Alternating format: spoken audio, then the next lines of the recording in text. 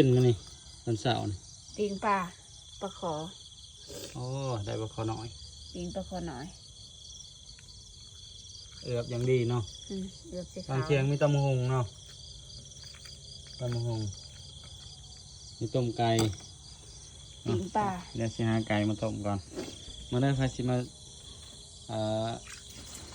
มากินข้าวนำเด้อมื้อนี้เด้อแบบอาหารบ้านนอกเนาะกินสบายสบายมีเสียงจิลีจิลาดห้องในใกล้เจ๊นี่เฮ็ดน้ำพี่น้องนี่เฮ็ดทงน้ำถึงจุ้มมื้อนี้เฮ็ดทงน้ำอันเด้อหาสิกินตะเวนกำลังขึ้น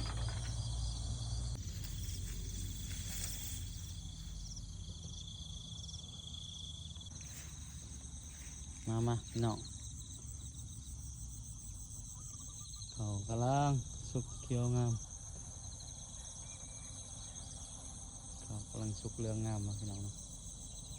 เต็มตรงหน้ามีความสุขไปนี่นะสหชนะเนาะเห็นเขาเขาสุกก็ดีใจเนาะเราดูเก็บเกี่ยวอันนี้คือผลกำไรของปีนี้เนาะมีความสุขหลายอยู่หายอยู่นาเนาะสองหายชนะนี่แหละตอนเห็นมาเข่านี่แหละมันยังมีความสุขกินเข่าปลูกเองพี่น้องเอ้ยมันก็แสบตัว